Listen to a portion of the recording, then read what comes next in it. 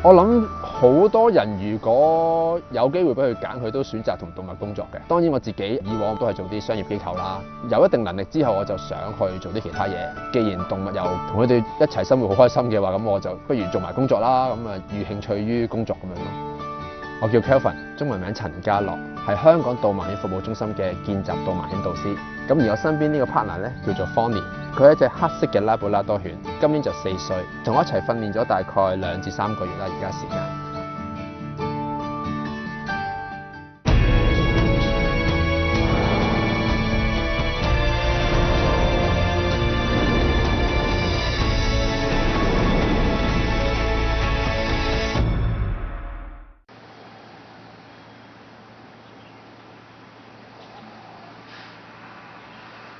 Funny, have fruit.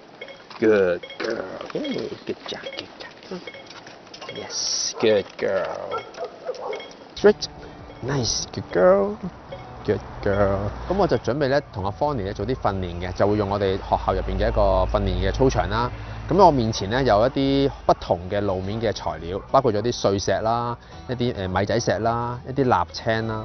另外前面就會有警告磚，呢啲不同材料嘅路面嘅情況咧，就俾我哋嘅狗去學習，同埋我哋同時間咧可以訓練員知道隻狗對唔同路面個反應。所有導盲犬嘅 BB 咧，佢由0歲出世啦，到2個月嘅時間咧，都會跟住佢嘅媽媽一齊住嘅。去到第2個月或者第3個月嘅時候咧，我哋就會交俾我哋嘅寄養家庭去照顧。咁當隻導盲犬去到1歲半左右咧，我哋就會交翻俾訓練員去教佢頭先講嘅領路訓練啦，同埋就係去揾目標物。呢隻狗咧完全未學過揾燈柱嘅，呢個燈柱咧上面我連咗張 post-it 嘅，呢個 post-it 咧係已經之前咧隻狗學識掂到呢個 post-it 咧係有嘢食嘅，有獎勵嘅，係啦，你見到佢而家好願意黐埋個燈柱度㗎。咁呢個係我哋叫 targeting 嘅方法，有陣時咧係需要經過隻狗個頭去摸到條燈柱，咁所以咧我哋要求隻狗咧係會掂住燈柱嘅位置啦，咁從而個視像時咧先可以用手摸到佢。Funny。叻女，係啦，睇下佢已經好主動啦。翻嚟，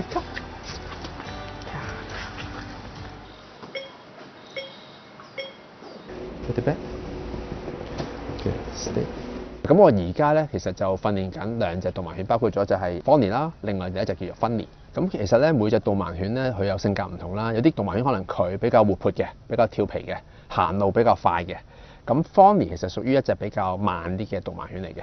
咁可能我哋訓練嘅時候咧，就要適合翻佢個速度啦。即係譬如我自己，我行路其實本身好快嘅，但係我哋教導盲犬咧，我個訓練員咧係要就翻隻狗嘅速度。嘅，我哋攰啦你，攰啦。其實我係都比較靜嘅，內向啲啦。如果我遇一隻好似 Fonny 比較係冷靜啲嘅，比較溫柔啲嘅狗咧，我為咗要鼓勵佢去 motivate 佢去做嘢咧。我哋個人咧，即係我訓練員咧，個心情都要輕快啲，語氣啊各樣嘢都要高啲，咁令佢咧刺激到佢咧，等佢有個動力去做嘢。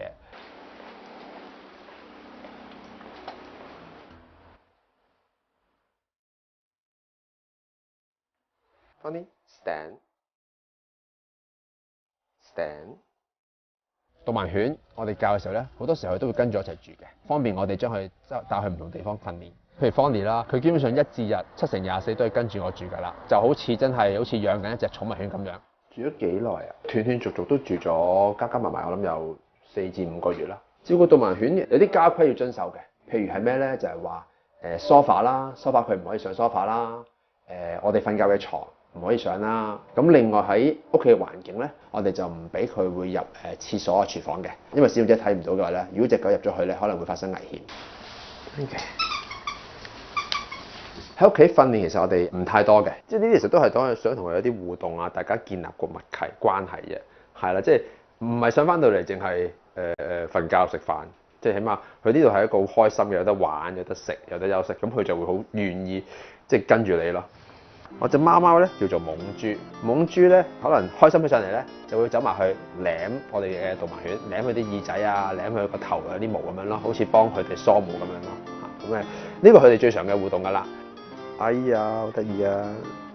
中意同佢哋玩嘅，中意同佢哋照顧佢哋嘅，係啦。咁因為呢個我哋訓練員呢個工作其實24小時都要照顧隻狗㗎啦，都接觸佢㗎啦，係啦，由你起身已經要帶佢去廁所啦，跟住出街訓練啦，到夜晚臨瞓覺茶都對住佢㗎啦。咁所以係啦，你唔中意動物或者唔中意狗咧，係做唔到呢個工作嘅。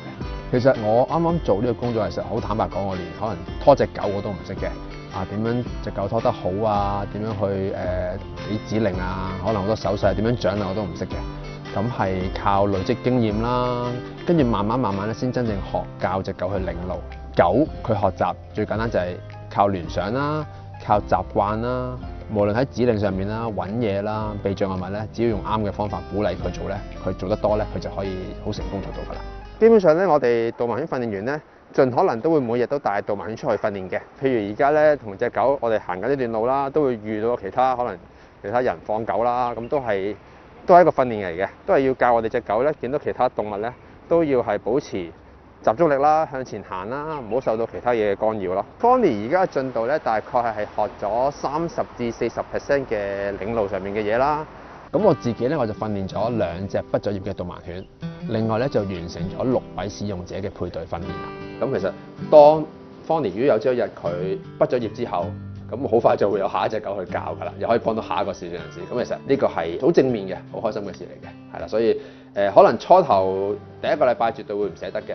咁但係當你投入翻去教一隻新嘅狗嘅時候咧，你個心血啦、精力咧又去咗新嗰隻導盲犬上面。咁我哋都有機會見翻佢嘅，所以我唔會擔心話自己會好唔捨得嗰樣嘢嘅。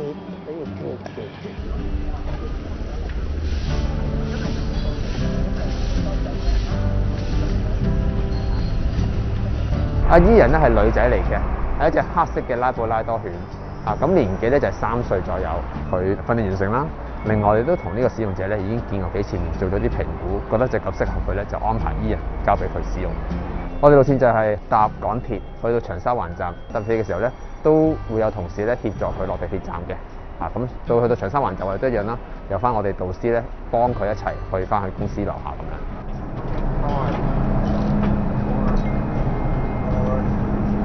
請勿靠近幕門，請不要靠近木門。Please stand back from the platform doors。我哋做配對之前會睇幾樣嘢嘅。首先，我哋每隻狗都要了解佢速度啦。另外都會了解咧唔同狗佢有唔同嘅性格。有啲狗咧佢好中意行相同路線嘅，每日翻工放工咧佢就好開心㗎啦。好 ，Alex 啊，咁而家咧阿 Alan 就帶咗你嚟到長沙灣站啦。咁跟住就會由我接手陪你咧行翻公司嘅。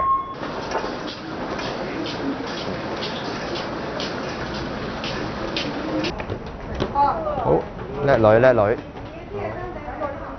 好嗱，咁我哋而家上翻地面啊，啱啱過咗 C2 出口啦。呢度。咁我哋咧陣間會向前行啦，沿住長沙灣道。不如你自己描述一下俾我聽啊，聽一次啊。呢度左邊咧會有巴士站啦，行前多幾步咧就有個田洲村嘅有部升降機去上天橋㗎啦。係啊，行前咗少少咧，仲會有個田洲村嘅入口嘅，係啦。係啦，好啦喎，得嘅就可以係啦，準備同隻狗準備翻個位置。好。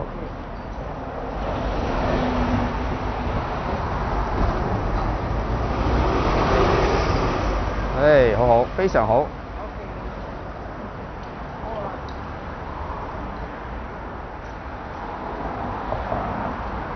少少拖帶，少少得啦，係啦，吊住得啦，係啦，可以鬆，係靚，再攞拖帶，攞拖帶，係啦，good 啦，入咗去，啱啦，靚啦，呢個方向。每一個配對咧，最開頭其實我哋一定要確保個人同隻狗建立到一個關係，因為你要隻導盲犬去幫助個使用者，首先佢要知道我幫呢個人我係有獎勵啦，或者可能我中意呢個人，所以我先肯幫佢。建立咗關係之後，就可以喺路面上面做訓練啦。俾佢帶住你，好靚，佢啱啱避嗰個花槽。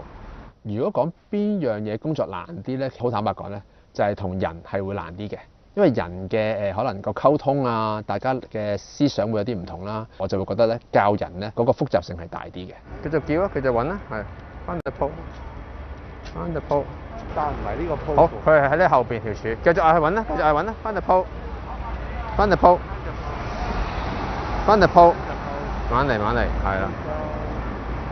我覺得同佢相處咧，由最開頭嘅時候咧，可能個關係未必好穩健嘅時候咧，啲人咧未必會好能夠上到手聽我哋講我想要佢做嘅東西啦。咁但係開始咧，當我同佢有個 bonding 喺度嘅時候咧，啲人就越嚟越能夠根據我嘅指示去完成佢嘅工作咯。提提你咧，左手嗰個力啊，要留意咯，係啦。今日你覺得應該帶住帶得幾好嘅，我見啊伊人其實喺嗰個handle 上面咧，都係個位置好正確，係啦。咁交多啲功課俾佢做，係啦。咁啊，等佢有功課做咧，先會再專心啲嘅。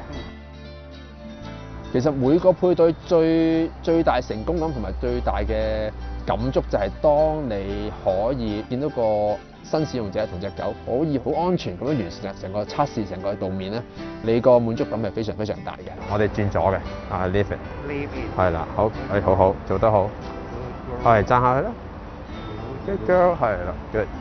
咁我喺2019年咧入職嘅，咁差唔多而家做到4年嘅時間㗎啦。即係呢4年裏邊，自己都有一啲小嘅意外啦，咁有啲身體嘅狀況發生啦。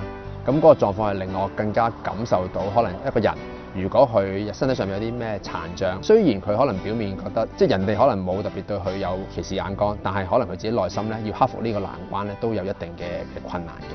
如果真係一個視障人士，佢遇到呢啲咁嘅情況，有導盲犬，除咗可以幫佢帶路之外，其實我相信狗又係啦，狗係一個好好嘅伴侶啦，好好嘅 partner 啦。即係有時視障人士可能佢生活比較簡單嘅，咁有隻導盲犬陪住佢咧，喺好多層面都可以做一個伴咯。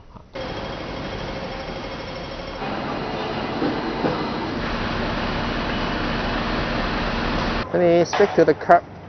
Find the curb. Honey, leave it. 好，咁今日咧我就帶咗 Fonny 咧嚟西營盤嘅海味街，就係話想教佢學識抗拒路面上包括咗可能一啲乾貨啦、海味啦、鹹魚、臘腸一啲好強烈氣味嘅嘢。香港嘅環境咧比較特別啦，譬如海味街呢啲好多乾貨啦，就算一般嘅路面咧，我哋都經常會遇到一啲乾貨嘅鋪頭、藥材嘅鋪頭，佢嘅嗅覺一定要好好咁樣控制，唔會受呢啲干擾，咁先可以安全帶到個使用者咧去到佢嘅目的地嘅。Good job, good girl。哇，好叻女喎你 ，Good job, good girl。Straight to the curb, honey. Straight to the curb. Forward, honey. Straight forward。叻女 ，yes。繼續揾路直。Good job, good job。